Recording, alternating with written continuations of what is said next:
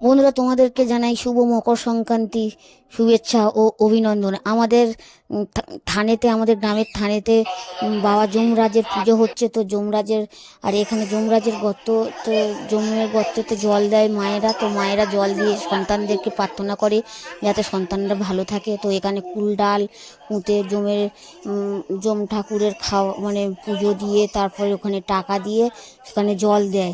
আর এই জলটা দিয়ে সন্তানদেরকে প্রার্থনা করে সন্তান যেন সবসময় ভালো থাকে, সুখী থাকে। তো সেই জন্য মায়েরা এটাকে জমের গর্তেতে জল দেয়। তো সেটাই কি তোমাদেরকে দেখাচ্ছি। আর এরপরে আমি দেখো পিঠে।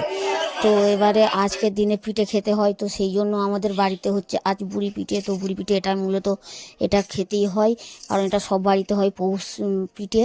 তো এটা পিঠে পুলির মধ্যে এটা আমাদের বলে রাজকি পিঠে। আর এই পিঠেটা হতে একটু সময় লাগে। এটা আলো চাল গুলে এটাকে করা হচ্ছে, জল দিয়ে বসিয়ে দেওয়া হচ্ছে। আর এই এই পিঠেটা প্রথমটাই যাবে আমাদের কুকুর, গরু, ছাগল এরাই খাবে। তো তারপরে আমাদের যে পিঠেগুলো হবে সেগুলো আমরা খাবো। তো